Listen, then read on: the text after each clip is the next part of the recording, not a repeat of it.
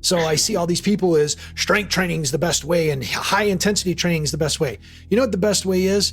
Whichever way is going to get that person to do it consistently.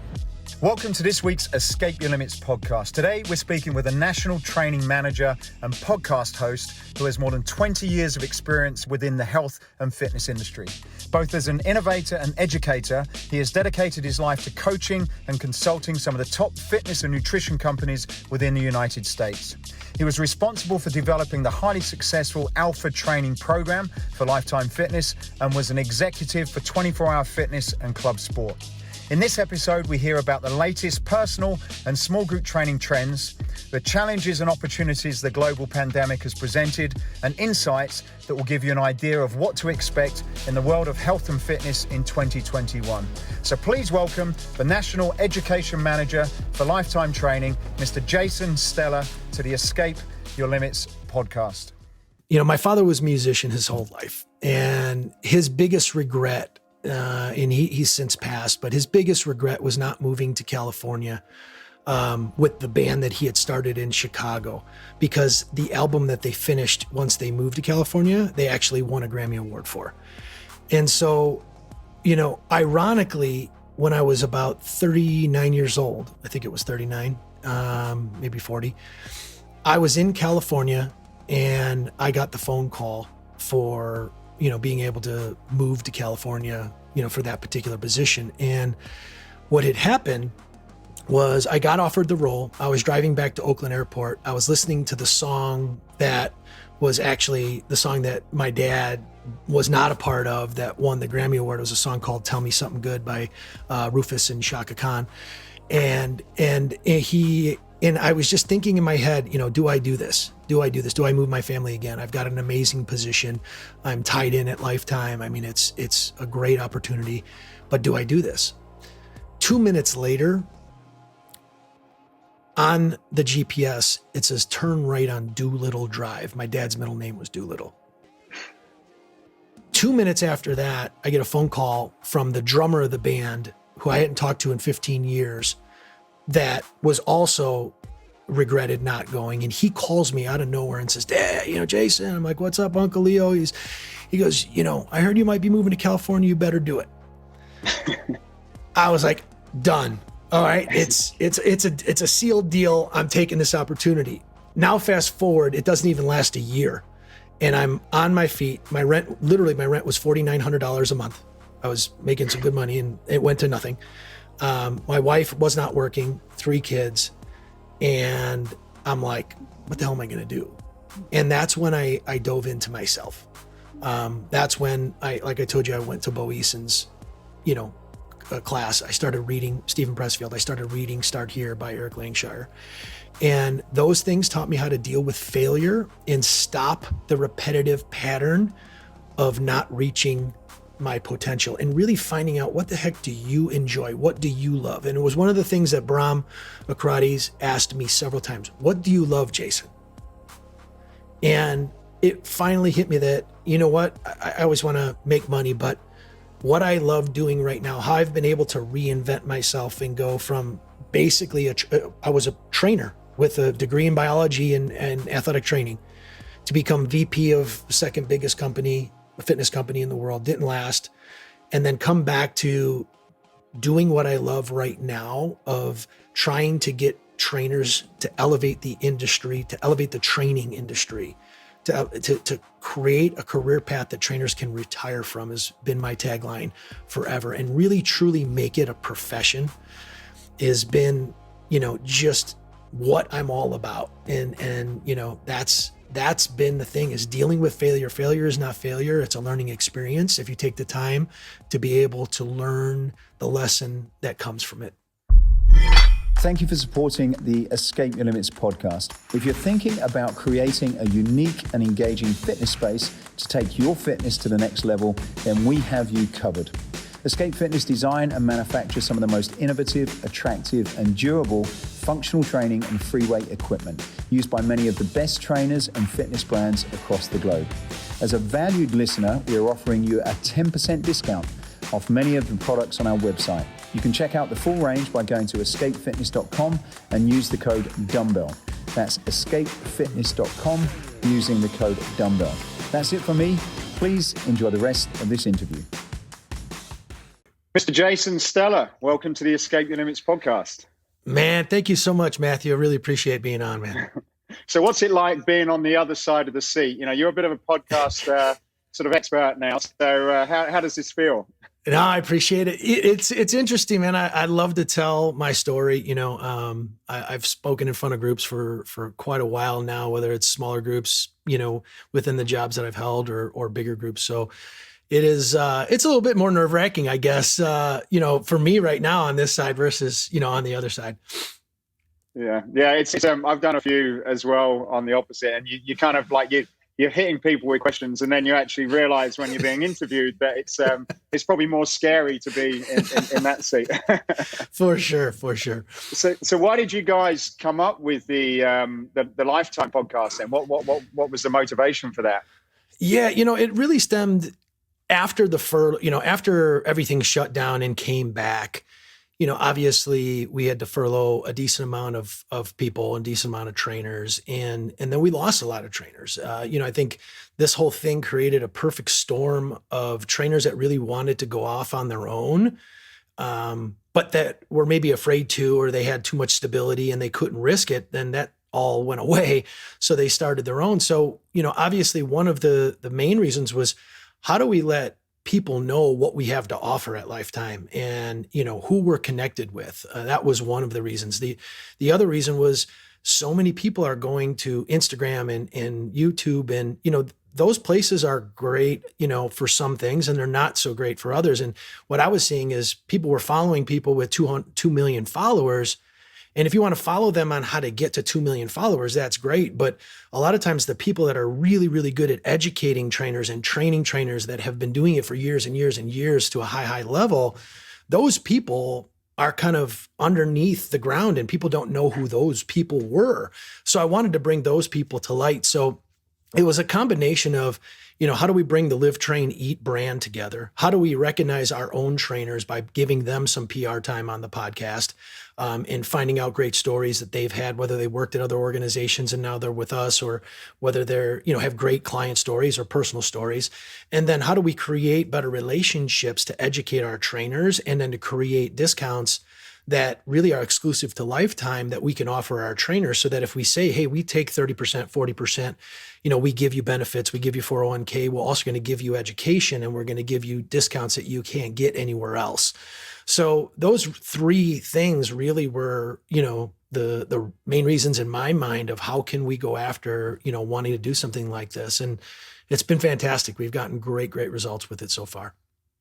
So what was your thoughts on the sort of new, I guess relatively new in our world, but the new social media stars and celebrities, and then some of the people that you interview on your podcast are really industry, you know, they're some of the best in the field, but they may not be recognized like some of the social media people. Yeah. So how do you balance that? Do you think that some of those sort of trainers that have been around for a while need to, I suppose, get more involved in social media, or what's your view on that? I'm not here to, you know, it's not about good or bad. It's about what are you following them for? If you want to follow that person to see what kind of content they're building, because the good thing about those people is they do an amazing job of making it extremely simple, stupid. And I think that's the caveat is the educators sometimes go so deep and that they can't, you know, they don't bring it down and simplify it. And I always say that, you know, most of the members, most of the clients, most of the people in the real world, the things that they need are sometimes the things that most trainers, if they've spent years educating themselves, whether it's formally and through certification, the stuff that they forgot about 5 or 10 years ago is probably the stuff that your clients need the most right now. Obviously, you know, if you're a corrective person and you're doing manual stuff, I mean, there's differences there, but for general weight loss type stuff, you don't have to get so cute. You know, if you simplify it down, and that's what those those social media people are doing an amazing job of. They're putting their infographics up. They're doing certain things like that. So, I think both could learn from each. But what I would say is obviously there's a huge crop of trainers that are coming up and just starting and learning. And I think it could be a mistake for them to just go to YouTube or just go to Instagram to learn the technical expertise of what they can and should do and what the industry is about and what it is to actually train a client in person. So if you want to follow those people and ask them questions and try to help get your following to 2 million followers, so be it. But maybe the technical side might not be, where you want to go. How important is it, do you think, for trainers nowadays? You obviously been involved in this for many, many years, but do you think that being good and having, I guess, a strategy for whether it's YouTube, Instagram, Facebook is something that this needs to be part of your skill set now? I absolutely. And there's the virtual side too, I think those two things they're similar, but they're separate. The ability to virtual train, the ability to market yourself. And it depends on the environment that you're working in. Obviously if you're not at a club that has, thousands and thousands of members, you have to go and do it on your own. So, I would say social media is even more important there. But, the beautiful thing with a lot of organizations, I can't speak for all, but I know us, we've just opened it up where any trainer at LifeTime can actually train anyone, anywhere. With our virtual membership, virtually. So, the ability to be able to get a following and then be able to monetize that following and try and get those people to, trust you, believe you, and then, get them to purchase from you is, I think, a vital key piece to really taking the average trainer that usually makes 50, 60 grand a year, that stuff can take people to, several $100,000 a year. Yeah. One of the things that I've found through interviewing people over the last few months is that there's been a lot of talk about the digital Group X and the boutiques going and creating group workouts and that sort of thing, which seems to be a little bit more difficult, and the quality you're kind of going up against people like Peloton, for example. Mm-hmm. and then there's the personal training side, which seems to have taken off pretty well. I just wondered what's your experience? You obviously you've been involved in group training programs and personal training. How do you see that in relation to digital? Is it more suited to personal training, do you think, or how can you win in that space? Yeah, I mean, I think you've got to do both, or you're limiting yourself and the income that you can make and the people that you can reach. So.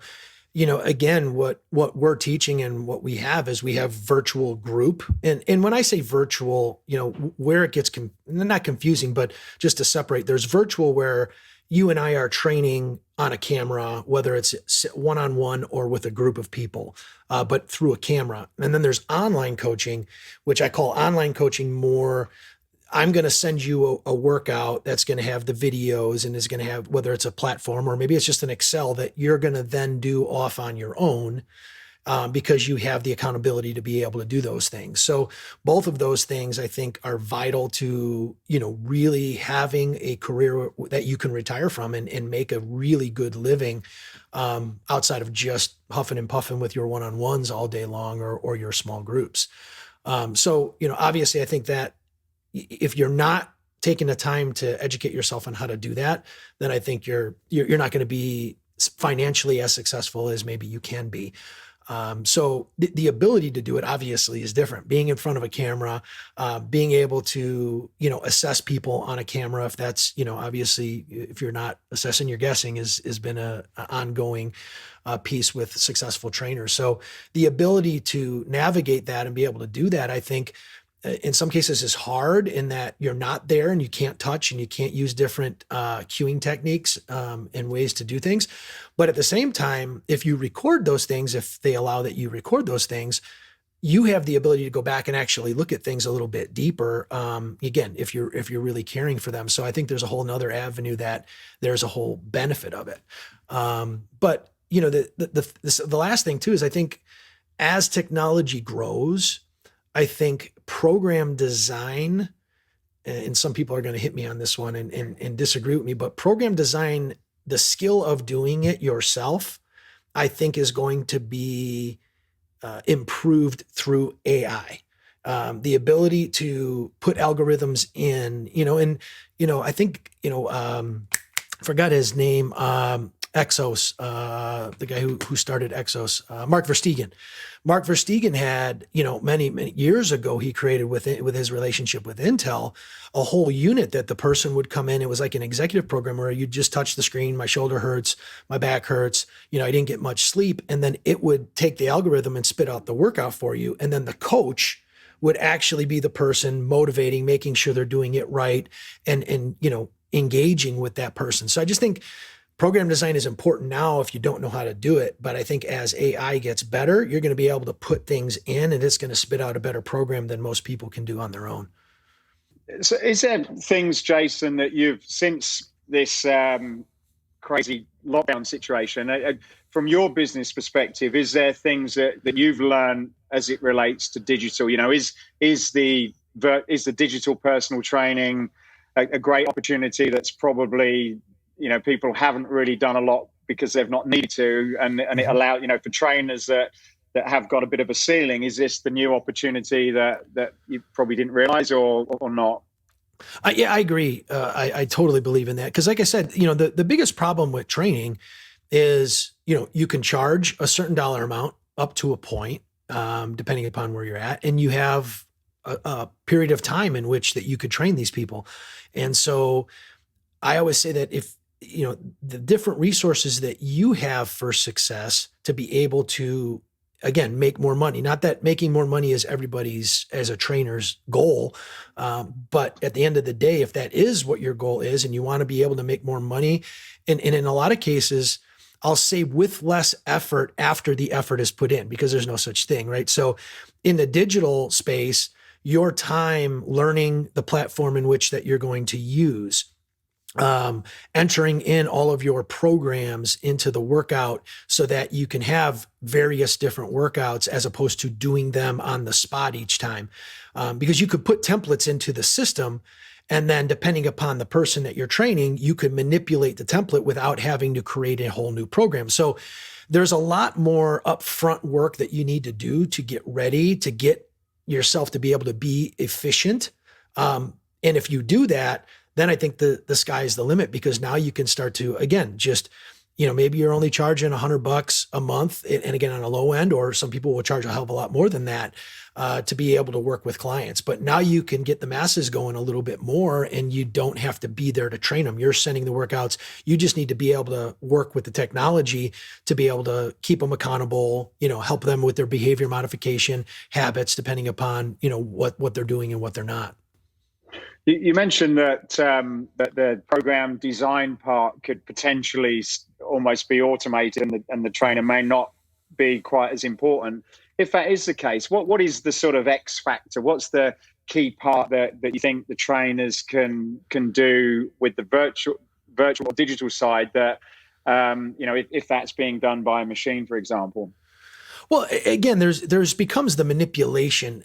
So you're creating templates for beginners, intermediate, advanced, maybe, people with hip pain. You can create your subjects and create your programming around the subjects. Then what happens is, once that's in, then all you're doing is you're manipulating based on what's working, what's not, what a person can or cannot do. So again, there's that aspect of it where it's at today. I think, again, in the future, there could be apps and different programming technology that will be able to allow the member to say, here are my things that are going on with me today. I didn't sleep, maybe I went out and had a binger last night, and I can't do this crazy workout based on how I feel today. So then they'll enter that stuff in, and then the program will automatically adjust. And then you, as the virtual trainer, will then again be more geared on learning and understanding behavior modification and accountability measures, and being able to help them with their nutrition, and spotting through virtual platforms to be able to get them to do whatever it is that the program is asking them to do. What do you think is the sort of personal training space going to be look like for a lot of the traditional operators as we sort of move in and towards the end of this year? Because from what I'm seeing, I've got a lot of trainer friends, and similar to what you've said, they've been probably working for a big box and doing okay, and now they've been furloughed, they've not been able to earn. They've kind of built up their own business, they've invested in equipment, and some of them seem to be, having this whole new lease of life. In fact, most of the equipment orders that we get now are from trainers for their business. So, what do you think that's going to do for people that are running physical locations?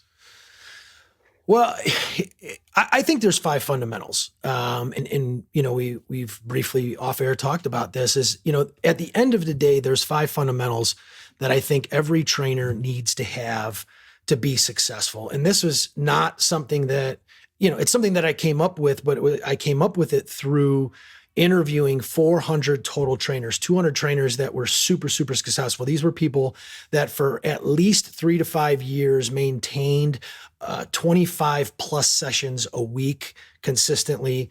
They were making upwards close to 6 figures or more. And again, this was a study that I did probably about 8-9 years ago or more. So, digital was nowhere near as popular. Now trainers are making a lot more money by including those services. So I've identified what are the things that these people all had in common, the successful people. And then I took those things and I measured those particular areas to the people that were not so successful. And how we gauged not so successful were people that were still working in the industry, but we're only averaging about 5 or 6 sessions a week. They were up and down. They weren't making much money because people below that were just leaving the industry. So we didn't interview them. And basically what it came down to, that the best had, that the not so good either were not doing it all or they were not good at it. So they needed to further develop the skill. And the 5 areas are, one was every one of the top people had a very clear, defined vision and purpose. No different than any other book that, you've ever read, whether it's Start With Why, whether it's John Maxwell, whether it's Ken Blanchard. If you don't have a vision of what you're going after and a purpose bigger than I just want to help people, then you're not going to really do what you need to do to get to the goals that you're trying to achieve and have a career in it. The second piece, just on that, Jason, then. So as an example, because it's something that we talk about a lot, and some people may sort of miss, maybe not get the point on that, but the successful people that you've said. So what would be an example of some of the visions that these people would have that's beyond themselves then? Yeah, I'll just, my personal vision. So when I first started to learn this stuff and the power of it, I was with LifeTime, and I was like every other trainer. It was 2000. I was working in studios. I came in and I was like, listen, I'm going to be here for about a year and then I'm going to go start my own business. And so basically from that perspective, it was about just before a year came in and they asked me to become a manager. And I'm like, okay, let me do it. And, obviously I've been with the company for 18 years, 14 straight, then took some time off with them and then came back for 4 now. And, what I created was, through the relentless pursuit of educating myself and others, change the reputation of the health club trainer nationally and help people grow personally and professionally. And that stemmed from me living a stone's throw away from I'm not going to name names, but a headquarters of a health club company that really isn't in existence, I don't think anymore anyway, in Chicago.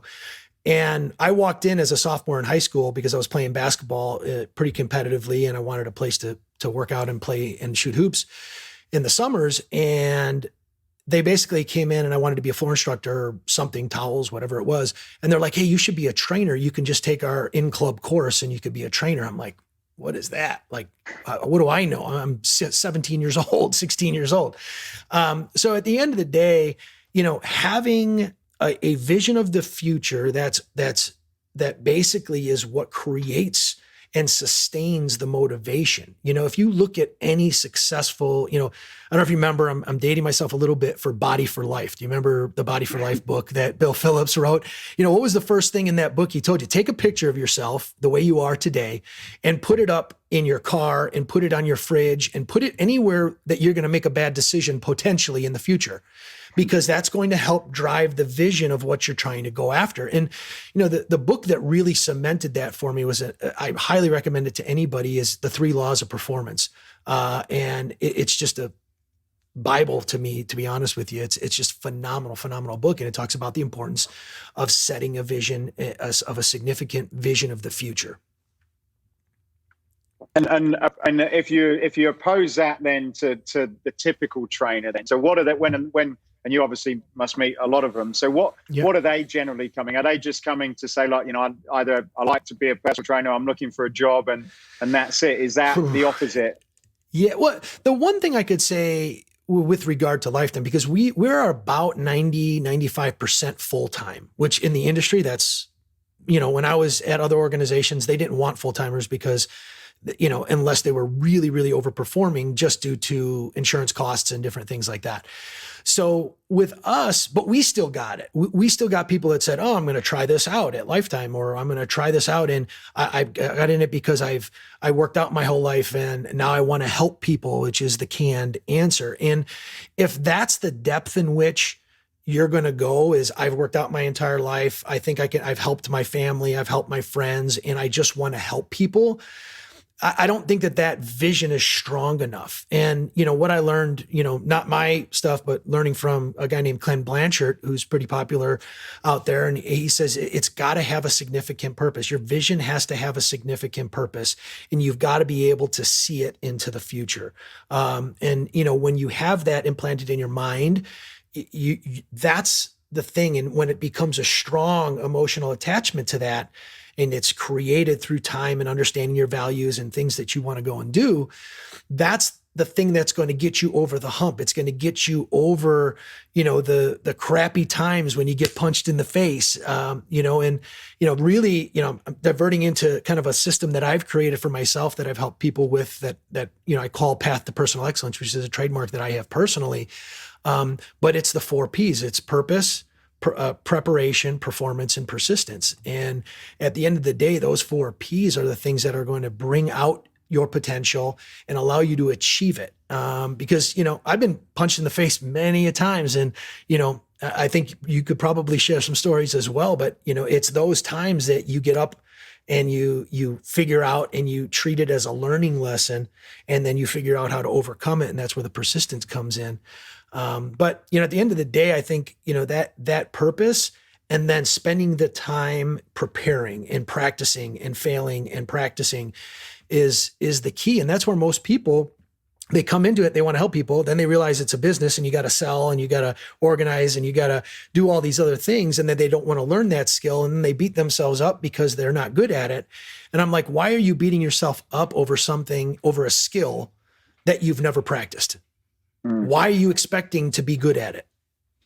Yeah. So when you're recruiting, then are you kind of looking for that, or are you looking for people with the potential to learn or to be coached to develop that? Before the pandemic or after? Honestly, I think before, I would use those lines of questionings in the regions when I was, doing regional management or, even club management. I would put that stuff into my interview process, because I felt that we weren't looking for beginners. We were looking for people that had a little bit more, maybe 2, 3, 4 years experience and have been at the game. I think it's a different game now. I think that, honestly, I think a lot of the clubs, us included, are going to have to retool and go after bringing in some people and training them up and giving them a whole lot of love and giving them a culture so that hopefully they stay with us and don't leave. So I just think that there's a lot of those people that have that vision that are now doing things on their own. And this whole new crop that we're going to have to bring in, I think we're going to have to try to teach that.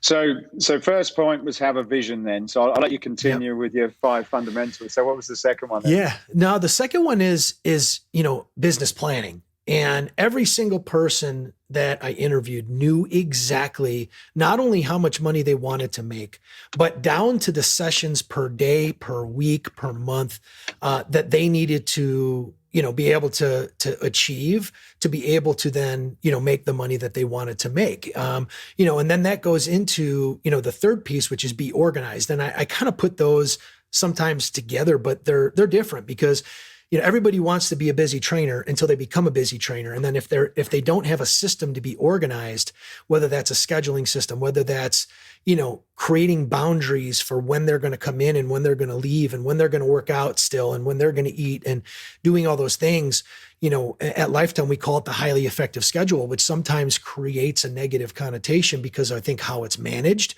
But it's really about, taken from Stephen Covey, it's about how can I be as effective as possible without burning out. So, business planning, and that's for how much do I need to make, how much do I want to make, and then how am I going to get there? There's those aspects of it. And then there's the organizational aspect of, knowing, hey, that early morning there's clients, mid-morning there's the mom crowd, then it dies out in a lot of places, then it picks back up in the evening. But, do you want to work all day long? Can you condense it, and can you figure out, ways to, get people to train with you at odd times? That was a big one I always used to tell trainers is everybody can find a client at 6 o'clock and 9 o'clock, but can you ask them and say, hey, I've got this time available at 11. Can you come at 11?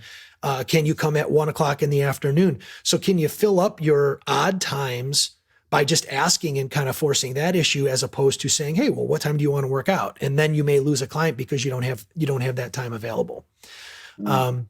So, the fourth one was just, different avenues to attain and retain clients.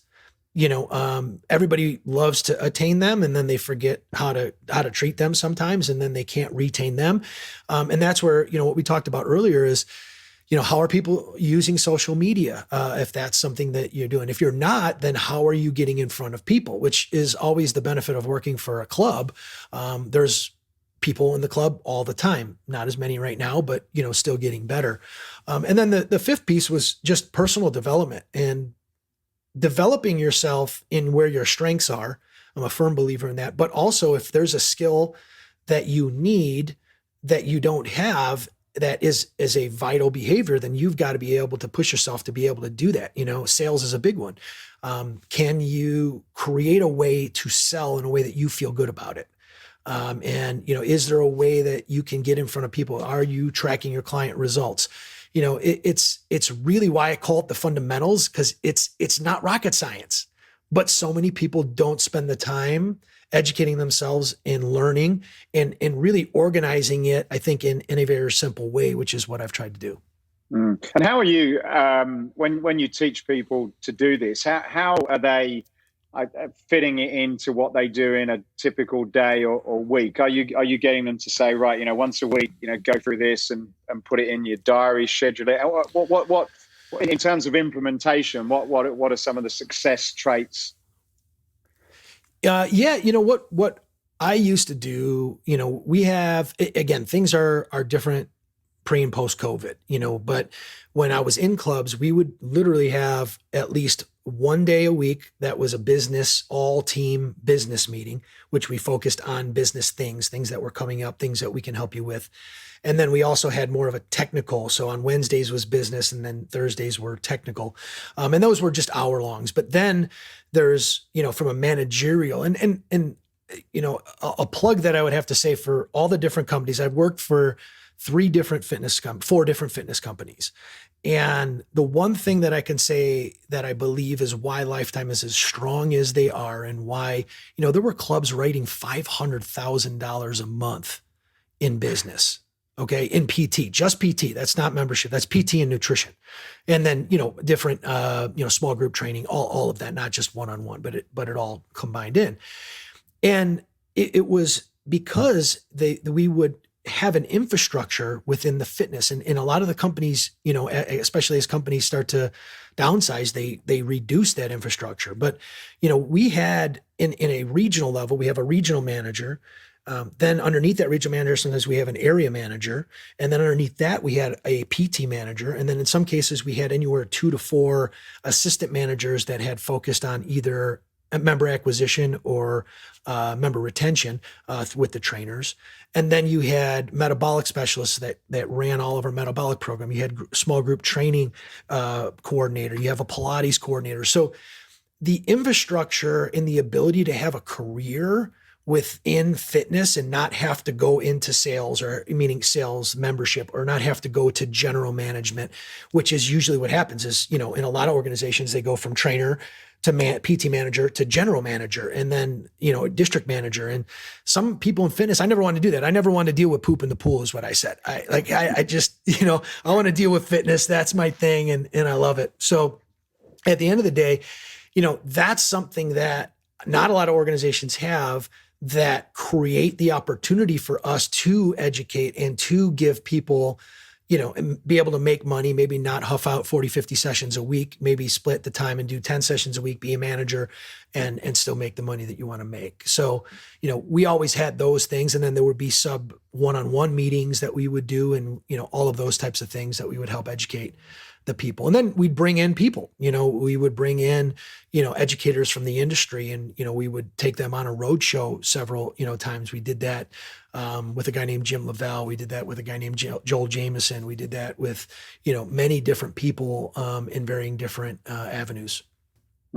You've talked about the systems and the processes that you've got in place. Do you think, and you've worked for a number of brands, and you've sort of probably in touch with a lot of other brands within the industry, but in order to make the personal training business a success, is it really, obviously the brand must carry a certain amount of weight, but is it really getting that system in terms of, bringing trainers in, developing them and supporting them? Is that the sort of difference that makes a difference, or is there anything else there? Yeah, I think that's the biggest one. Again, when I left this organization, I had consulted with a person that was our senior vice. It was a senior vice president who he ended up going to a different company. But I asked him, I said, should I take this role? It was a VP role for another company. And he says, how are you going to get anything done? And I will remember that for the rest of my life. How are you going to get anything done? And I said, well, what do you mean? He goes, look at the structure, the infrastructure that you have here that you've helped build. I was one of the first regional managers to, when we created this structure, and then we, went from there. And so when I went through my interview process with that company, I said, here's what I need to do if I'm going to leave. Because I literally had my dream position at LifeTime. I was the director of education. I created our Alpha program. So I was director of Alpha and education. It was my dream position. And 6 months later, I get a phone call from a friend while I'm in California saying, hey, do you want to be a VP of this, the second biggest health club company in the world? And I'm like, well, I've always had an affinity for California, and I'm not going to turn down an interview ever.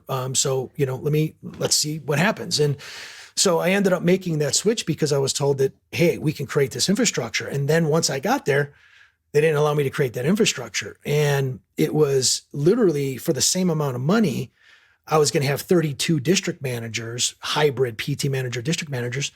And they said, well, no, we're just going to give you 5, I think that regional directors. And I'm like, 5 regional directors that are going to oversee 80 to 100 clubs apiece over 5 to 7 states in some cases. I go, what are those people going to do? Like, we don't even have an onboarding program and a small group training program here. How am I going to get that stuff to be executed? And so, at the end of the day, I think, membership's king in the business, but if you want to see clubs doing $200,000, $300,000, $400,000, $500,000 a month in PT and have that kind of revenue coming in, you got to have a system and infrastructure, and that goes into the corporate office as well. Yeah. What do you think is required as a mindset of leaders, business leader or an organization to, if personal training is important to them, what do you think is really important for people who are running the business to be able to accept or agree or support for that to really flourish? I mean, at the end of the day, you got to have, whoever's in charge has to have, I'm going to go back to vision. They've got to have the vision of what it can get to.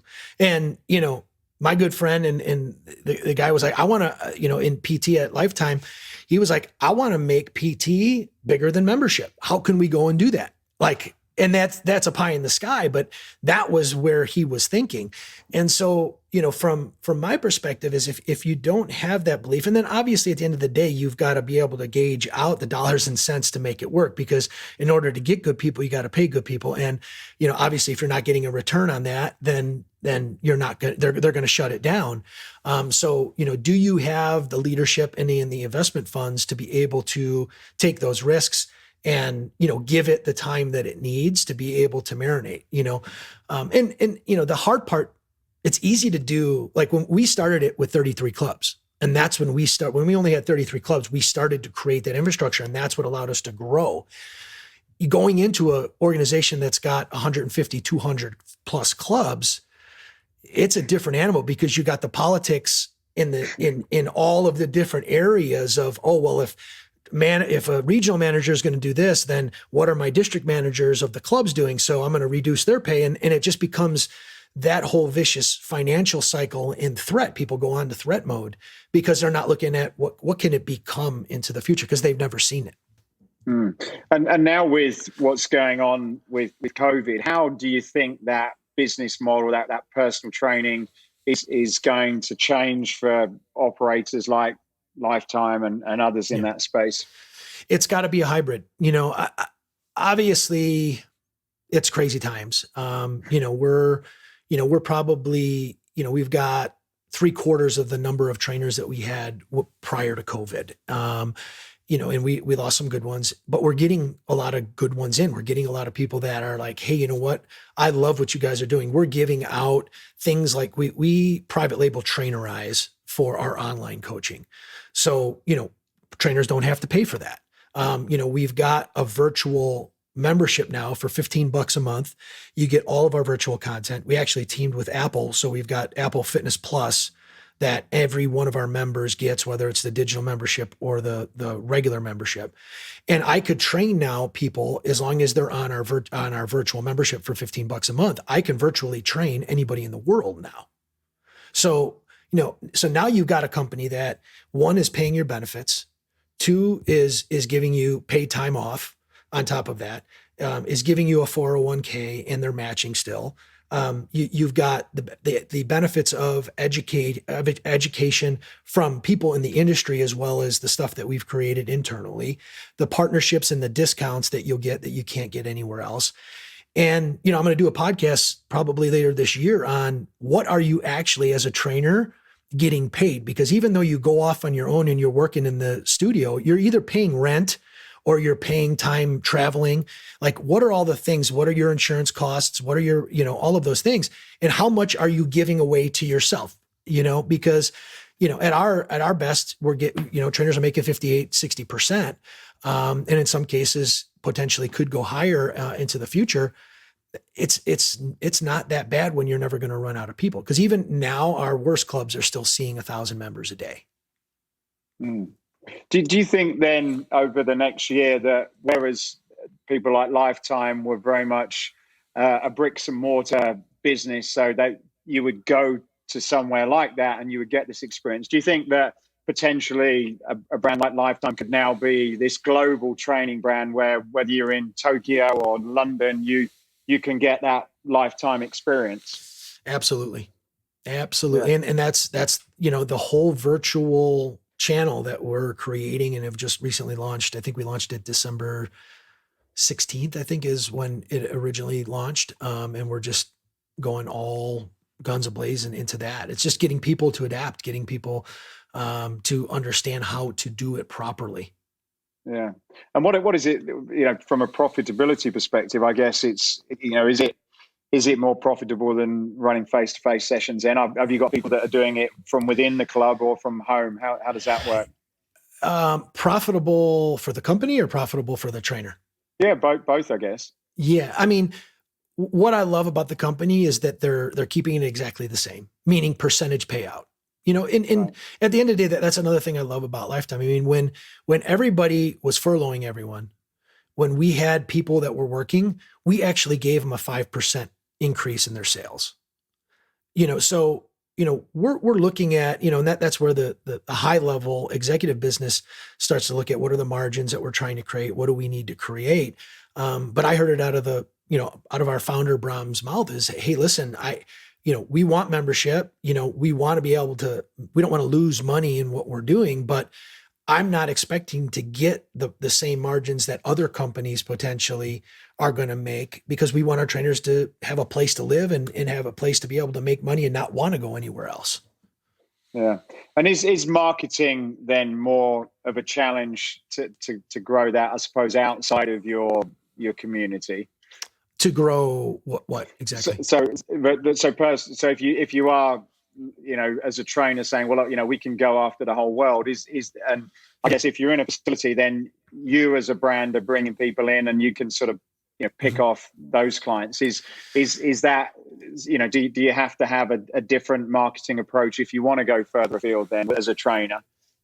Yeah, I mean, obviously that's where your social media and those that are engaging into Instagram and getting those followers, will be able to do that. And some of that stuff we assist with. In that case, we have templates, we have things that they could doctor up that are branded, within what we're doing. But at the end of the day, every trainer is, going somewhere to, if they go to Whole Foods, somebody sees them that they're a trainer. Next thing you know, they're talking to somebody and they're picking up people there. And now they could potentially ask that person if they want to train and they'll be able to do that.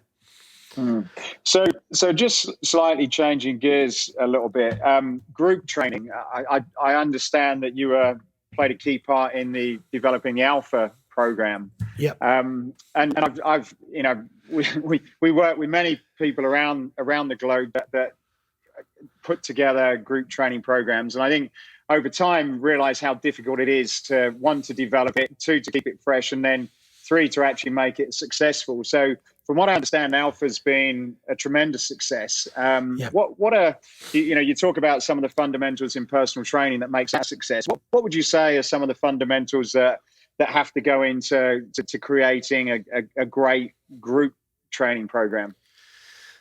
Oh man, that's a great one. I mean, the thing that I'm super grateful for within Alpha, health clubs were not, they didn't have space, dedicated to a program, in a lot of cases, outside of group exercise. Places didn't have platforms or rigs, and those things prior to Alpha, those things were not in the clubs. Even at the other organization I went, we created a group training program there and we started putting rigs in. And so, that boom of what happened with CrossFit and, everybody kind of moving and migrating, or a lot of people moving and migrating towards that, that is what allowed us to be able to capitalize. And what happened was we had boot camp class. And then when the Alpha program or when the CrossFit Games exploded, they were like, we need to do some type of game for boot camp, and they called it the Alpha Showdown. And so we were doing this Alpha Showdown to have a competition, but yet the things that they programmed in, this is before I was in it, the things that were being programmed into the Alpha Showdown had nothing to do with what they were doing in the programming of Alpha. So our VP said, Jason, can you create something that rivals, CrossFit? And so I said, sure. So I started to research, and I didn't follow CrossFit that much. I was more of a corrective guy through my career. And I ran into several guys that were very heavily into CrossFit that were then outcasted, guys like Rob Wolf, James Fitzgerald. And really I was able to connect in with them and ask them, what did you love about it? What did you not? And they've, I picked their minds, and then we created the content. So, so that was just a bit backstory of how that created. And then I created the manuals and the education course and the programming. And then, after I had left, a guy named David Freeman who took it and has ran with it and is doing just tremendous job driving that brand right now. So, but before that, we had our team weight loss, which was kind of a basic group training program, which now is called GTX. And we have GTX cut, GTX burn. I think they actually call it strength and conditioning now. And then we have Alpha strength and conditioning. And then we've got a program that Brahm, our founder, created that's called Ultra Fit. And so, one, we have dedicated space in our clubs that is unique to each one of those areas. So getting back to a long-winded answer to your question is dedicated space and having an organization, GMs, area directors, executive team that is willing to teach people how to deal with members when they're saying, hey, you're paying 60, 80 bucks, sometimes more, depending upon where you're at for this club. But during these times, this equipment is dedicated to, people that are doing the training. And so that was a lot of work, and that was a lot of headache, and the ability to, completely redesign our floors and having the company allow us to bring in platforms and rigs and different things like that. It just, you got to have an open-minded group. And again, the thing that I love is our executive team, every one of them, whether it's Jez Weefel, who's our COO, and Bram, who's our founder and CEO, those guys grew up in fitness. Like they grew up in the fitness side of it, and they're still engaged in it. So they get it. And again, a lot of these other organizations, their CEOs are headed up by people that maybe have not been in that. So they're looking at it strictly from a business. So I love the fact that we've got those people at the top that are giving the blessing to be able to do these particular things. And then the education, that we've got group training coordinators at all the clubs right now. That position's in limbo just due to COVID and being able to make enough money in that role.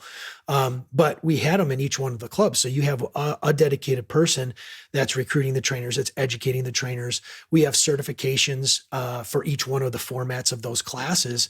And so, those things are huge. And I have to say now, through COVID, what it's allowed us to do is we've now created a membership at every one of our clubs where you get all 5 of those classes unlimited for basically, depending upon your area, anywhere from $130 to $190 a month. So basically what the boutique is, the single boutique is in all of those areas, you now have the ability to have all 5 of those formats and pay that one fee.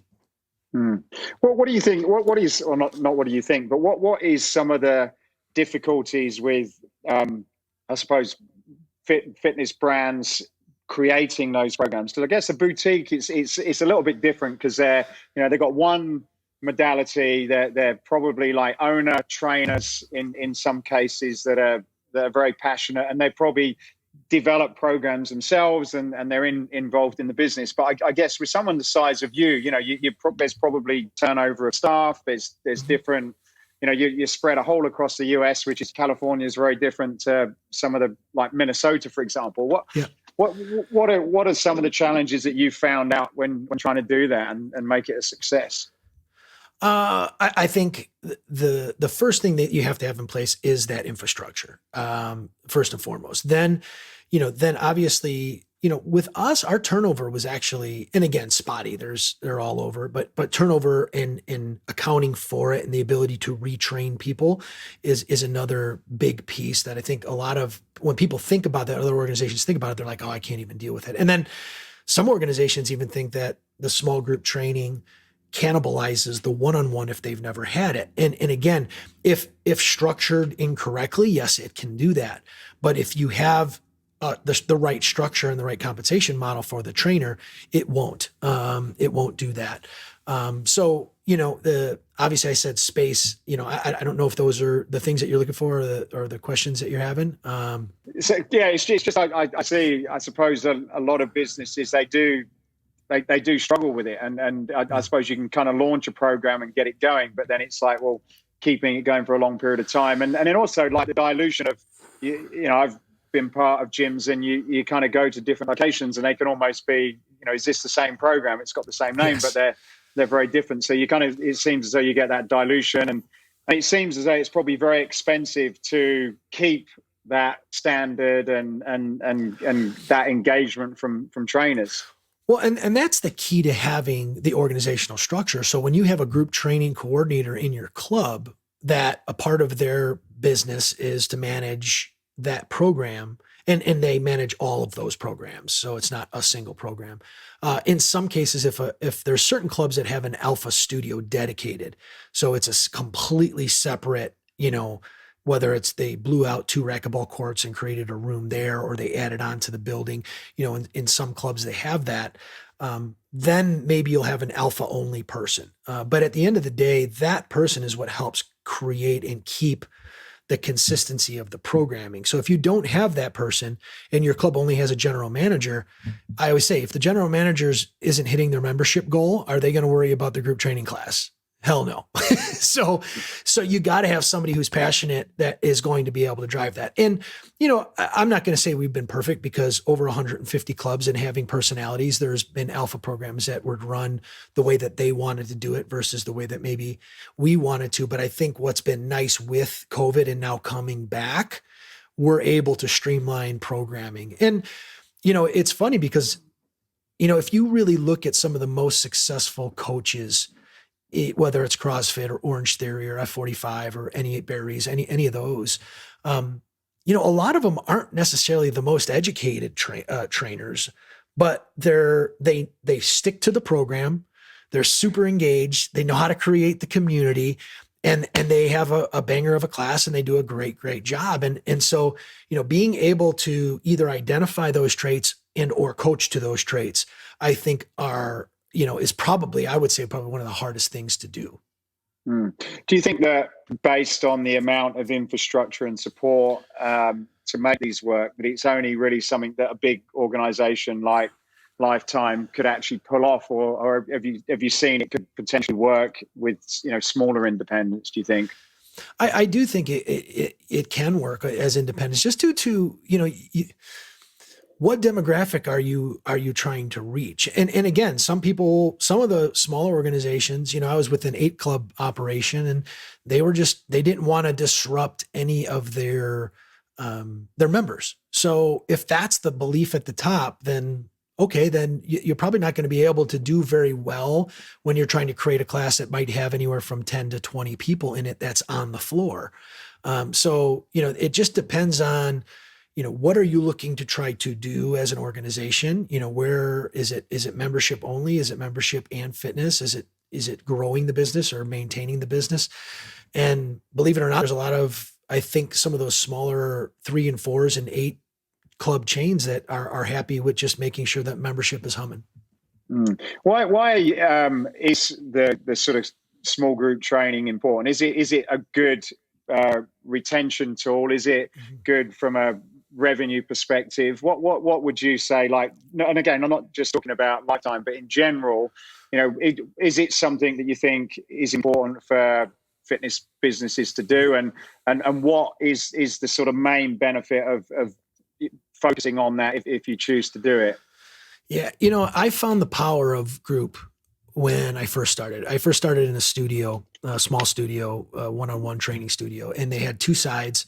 And one side was, all your training equipment. And then the other side, there were, I think we had like 12 spin bikes, and it was about an hour away from my house. So I'm like, I'm not driving back and forth. So I'll just work out and, taught myself, or the main instructor taught me, and she was certified through Johnny G and spin. So I taught spin class. And then when I went over to LifeTime, I taught a spin class, actually how I met my wife.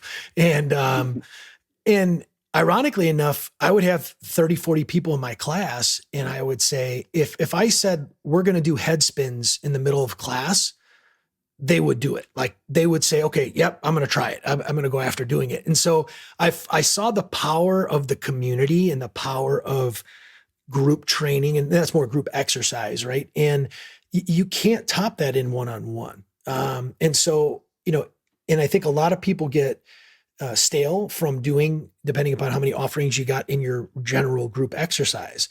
So that bridge between only having group X and then having one-on-one training, I mean, it goes from free to $70 an hour. That's a big jump. And then also you're limited in group X in space and what you can do. So I'm a firm believer that, if you don't have some form of small group training program, you're not helping the members the way that you could. And I think that, again, from a business profitability standpoint, you're nowhere near, because typically those group training programs for the organization will yield a bigger margin. Right. You mentioned we spoke a while ago, I think this is an example about sort of leading from the top. But is it right that your founder and leader actually goes and runs classes as well? Does that still happen? Or Oh, he just taught on New Year's Day. He just taught a virtual cycle class. I mean, the guy's an animal. He's done Leadville, I think, 10 times. I don't know if you know the Leadville 100 race. It's in Colorado. We own that race, but it's a 100-mile bike race, mountain bike race that starts in Leadville, Colorado, is the highest elevation in the whole United States where there's a town is Leadville, Colorado. It starts, I believe, at 12,000 feet, climbs to 14 in this bike ride, and then back down. I can't speak for, again, is it folklore, or is this real? But from what I had heard is that Lance Armstrong did this race several times. And there's a part that's called Columbine, which is basically a straight climb. And I had heard it's only about 1.5 miles long. And I heard it took him anywhere from 45 minutes to an hour to just complete that one segment. So it's no joke. Like, you're not just going to go and do that ride. So he's done it 10 times, and so he's in there every day. He was teaching when I was in Minnesota, and he created a class called the Ultimate Workout that I had helped him create, which is now turned into UltraFit. Every 3 days a week in the middle of the day, how busy the guy is, he would go to a club that was 15 minutes away. I don't know why we did it there, not at the club that's in the parking lot. And he would teach the class in front of like 30 or 40 people. And we would do the workout, and then he would go back to work, kind of to get that midday, boost into the afternoon. So, you've got an organization that leads from the top, which, again, is something, and one of the reasons why I'm so loyal to it, man. Yeah. Do you think that's, being around and seeing other companies go, move around, do you think that having that philosophy at the top and then sort of pushing it through the rest of the organization makes a difference between the sort of winners and the losers? Without a doubt. The interesting thing about it, though, is how do you humanize somebody like that? Especially, you've got an organization so big, and they're only thinking, oh, he only wants to make profit. He only wants to make profit. Obviously, we're a business. We want to make profit.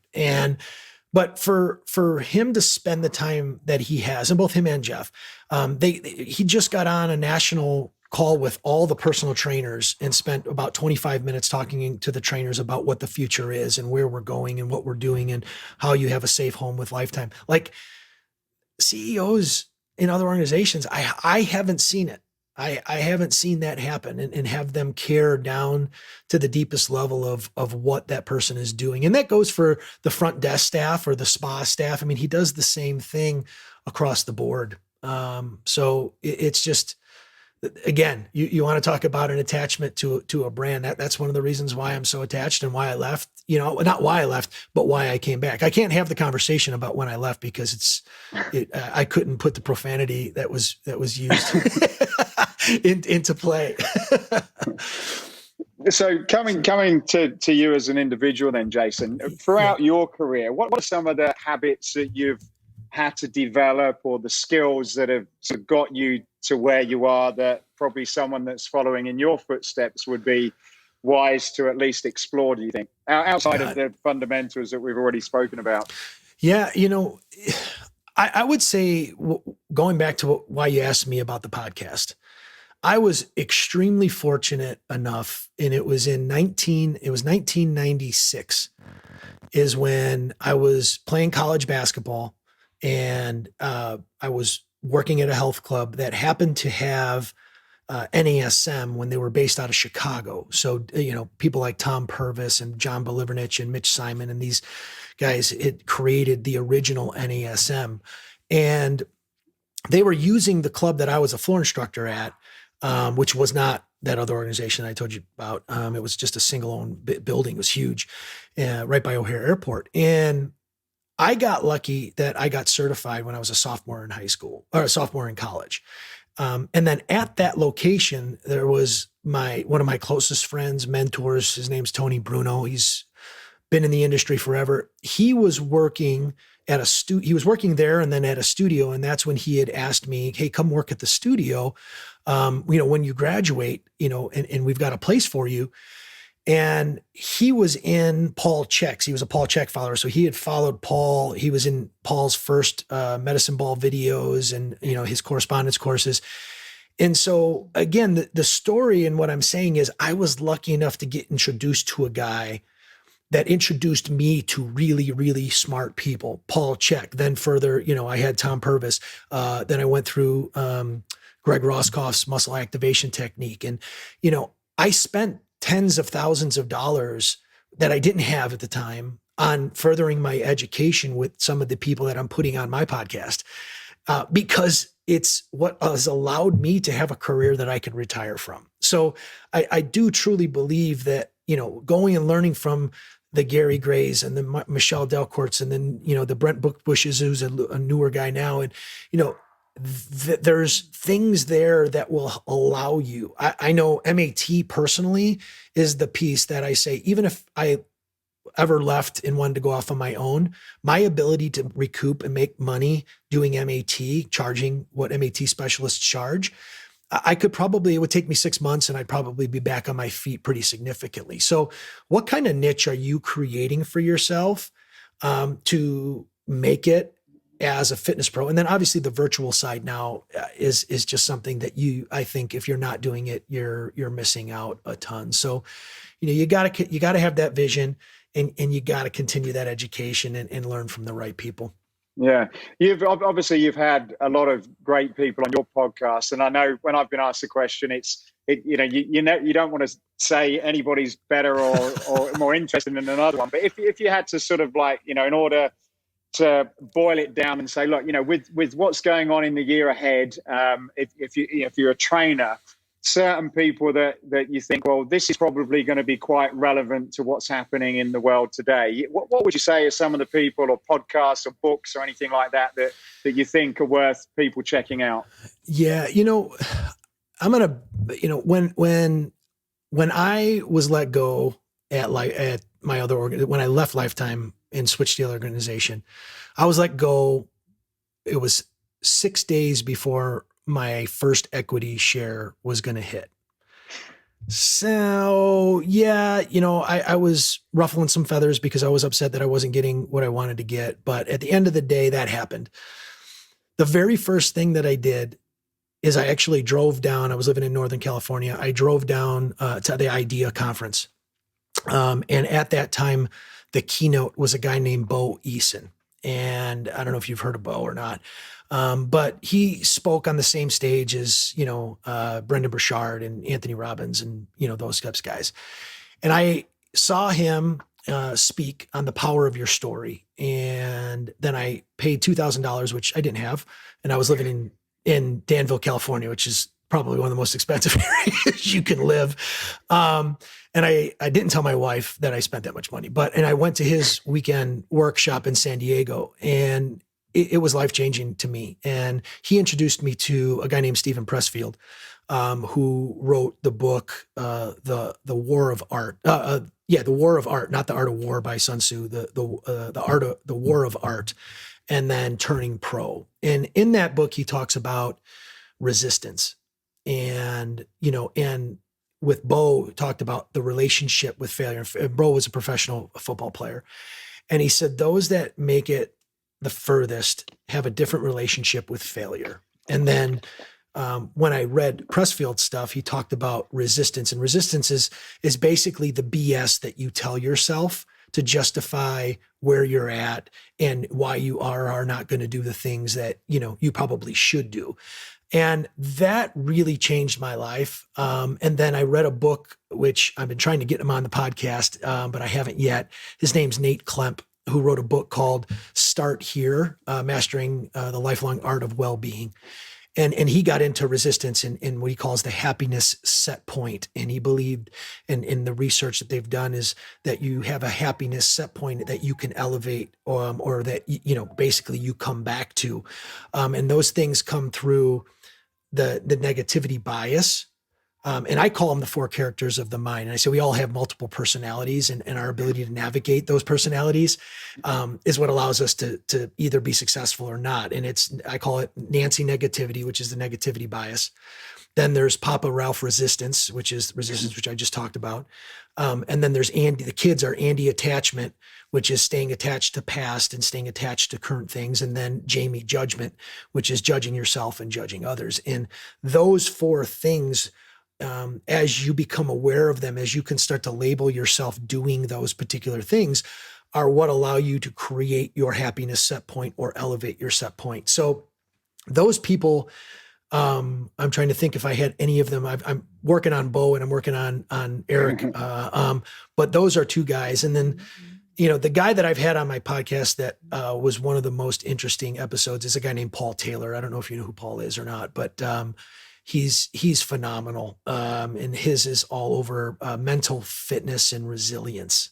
Cognitive fitness and resilience. And another guy, a doctor who's he's not a doctor, he's a clinical pharmacist, named James Lavelle or Jim Lavelle. He's a guy that really helped me battle through physically the things that I was going through when, I'm living in Danville. I've got a family, my wife and 3 kids, and I'm going, okay, how am I going to do this and figure this thing out?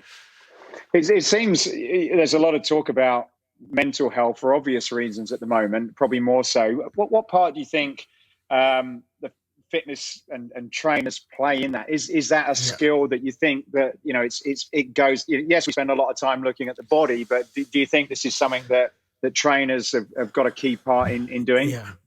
Yeah. And I think to answer, this is going to answer your, add to the question that you asked me earlier is, somebody who's starting out or who wants to get into the industry, I look at it as this industry is so young still.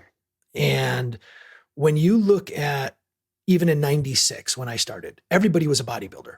That was it. Training, you were a bodybuilder, or before then it was, you were training to get big and that was it. That's what a trainer did. And then it evolved, and all of these people who were physical therapists started to now figure out, hey, you know what? I can actually get better results training trainers. I could make more money because I could create this educational content. And that's when you saw people like, Paul learned from the people that the therapists learned from. So take him out, but he was way ahead of his time in creating corrective exercise. But Gary Gray, who had been doing it for many, many years, Mike Clark with NESM, these guys are all physical therapists that said, now this industry of training is morphing, and there's a lot of things that trainers can do in the corrective realm or the therapy realm, even though, we obviously can't call it therapy. And then, soon after that, it became nutrition. I remember the, first nutrition, when ACE came out, it was like, you don't talk about nutrition. You can't talk about nutrition. Well, Dr. John Berardi blew that up with Precision Nutrition, who's a PhD in nutrition, said, yes, you can, as long as they don't have underlying issues, which a lot of people have underlying issues, but there's a lot more that we can and have to do in order to, be successful in the training world with nutrition. And now I believe it's gone to behavior modification and the mental side of it. And so that's the beauty of this industry, that obviously we have to toe the line of what's within practice and what's not. But that's what a trainer is doing. And at the end of the day, anybody who wants to challenge me on this, please do. But the best program designer, the smartest trainer, that best program isn't going to do a whole heck of a lot if that person isn't going to come and do it. So I see all these people as strength training is the best way and high intensity training is the best way. You know what the best way is? Whichever way is going to get that person to do it consistently. And in time, they're going to have to do other things. But let's start with just where they're at, not with what your guru or with what your, bias or dogma is.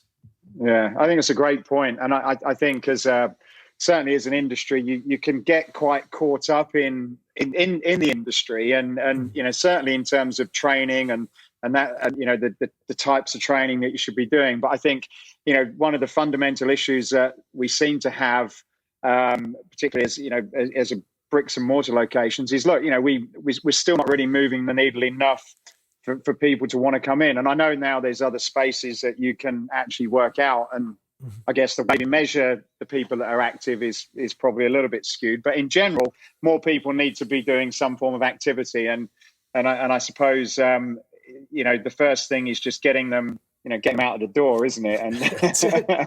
That's it. And again, it goes back to what I said before, is the stuff that we forgot, the stuff that we think is so fundamental, are the things that most people need the most right now to get them past their mental side of it. And that's the power of, learning the family of four and understanding that, like, how come no one told me when I was a kid that in our minds we're built in with a negativity bias? Now, obviously, without getting into religion or not, I mean, you can say the devil is that, but some people have a hard time connecting those two things together, depending upon how it's taught. But at the end of the day, knowing that we're wired for the negative because of how we were built, knowing that protection, isn't it? And knowing that we're always going to talk ourselves out. Another great book that I loved was Mel Robbins' The 5-Second Rule. I don't know if you've heard of that, but basically is just, I do a cold plunge, in the winter anyway, every morning in 55 degrees.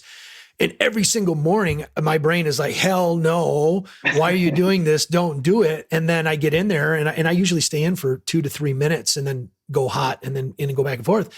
But, my kids look at me, I'm like, come on, let's go. No, I don't want to do it. No one ever wants to do it. I don't want to do it, but I know what it can do for me and the benefits that it has. And I love it. But every morning my brain tells me some explicits, don't go do it. Yeah. So just as we sort of wrap up, and Jason, what are your, and I know this is obviously recorded and it's difficult to say I didn't say that, but I know you're in touch with a lot of people, and what are some of your predictions for the year ahead within the fitness space? What do you see that's likely to happen this year that probably hasn't before, or things to keep a lookout for outside what we've spoken about? I think broadly, trainers that are focusing on well-being and not focusing on just one aspect of health. I mean, at the end of the day, well-being, in my opinion, is, it's the state of being comfortable, healthy, and happy. That's the definition of well-being.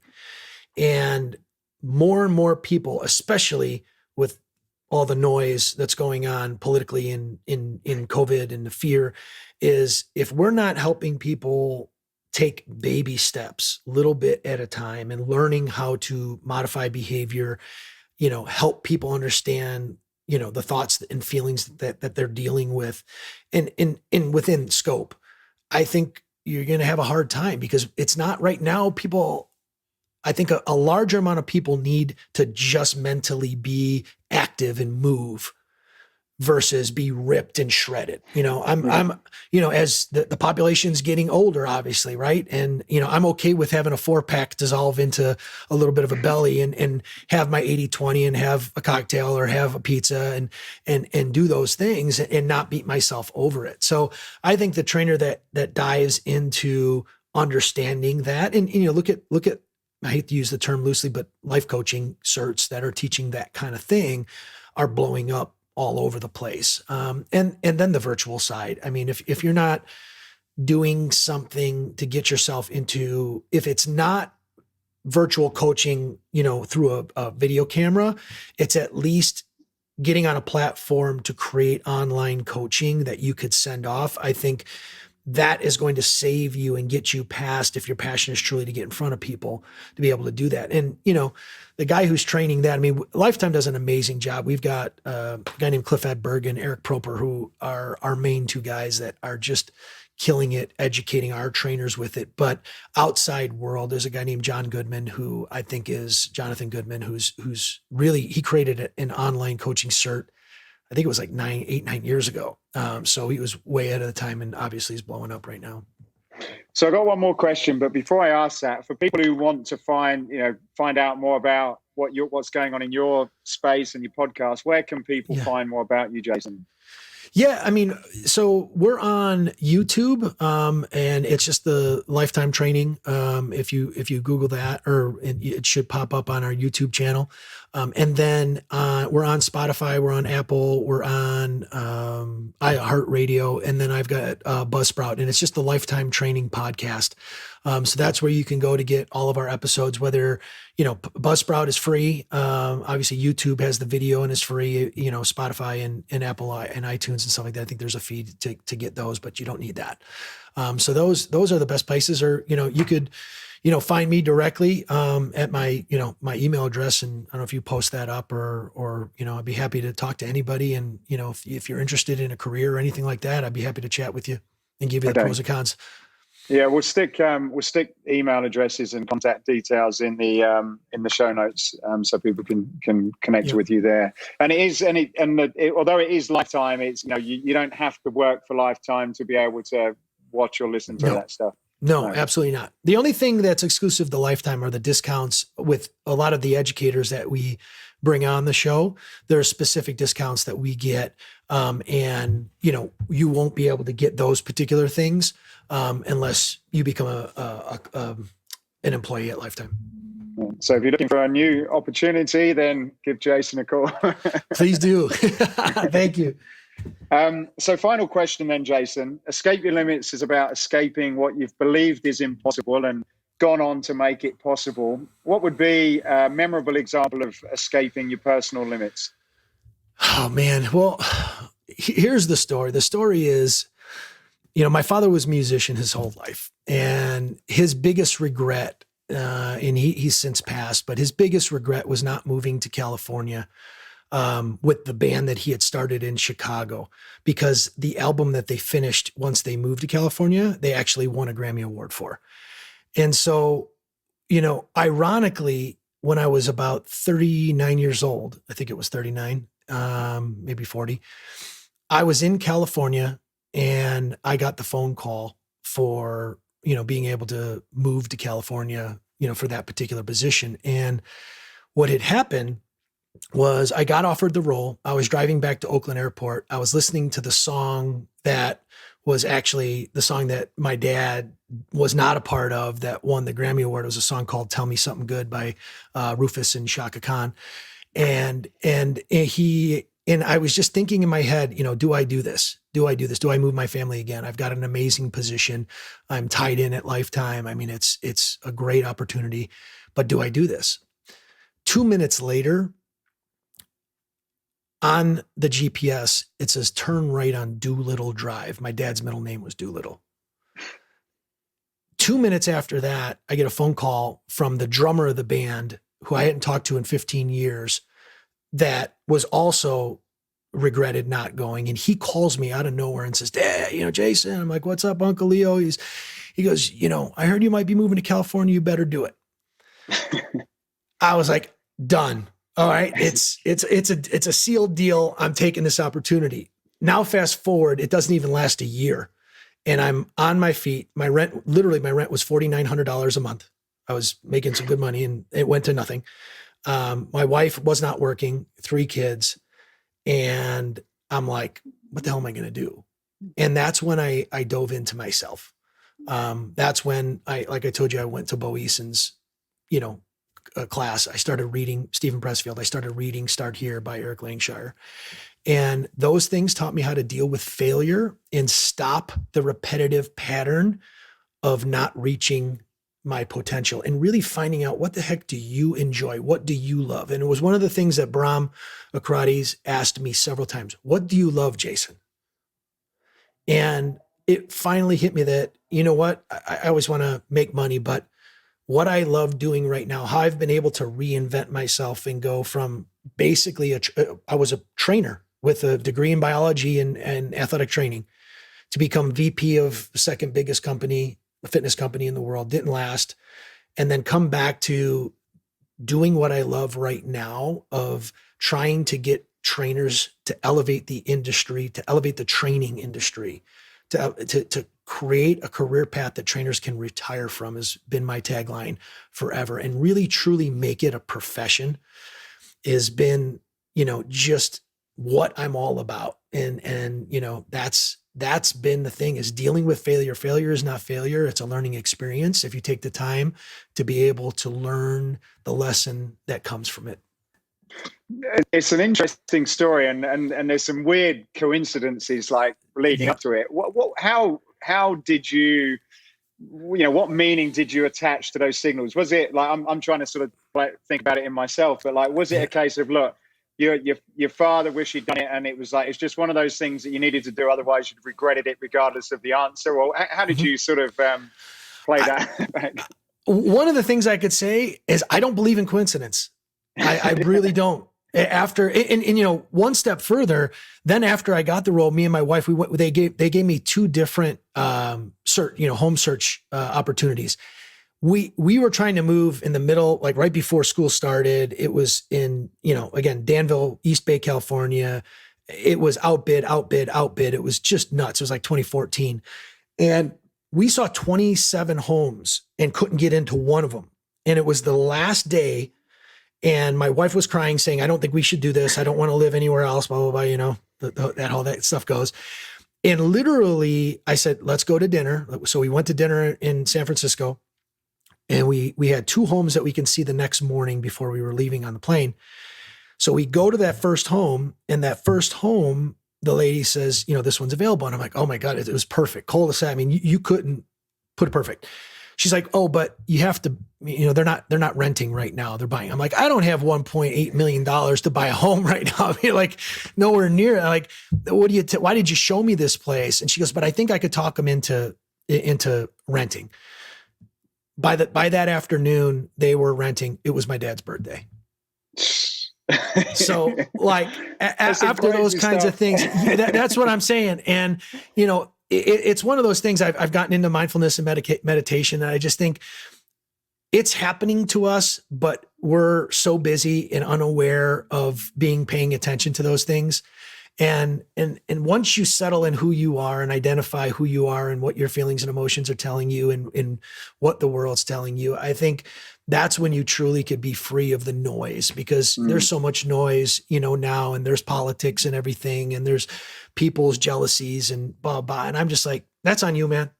Like, I can't help it for the things that I'm doing. I just know that my intent and my integrity is important, and I don't want to BS. And if you're, chatter, it's even around the moms in neighborhoods too, right? It's in parents. It's just like, okay, I'm just not going to deal with it anymore. I'm going to do my thing and be happy, and work on my best on being happy and finding those things that I love. So I honestly, it's just, you got to get yourself to be able to pay attention to the things that are happening.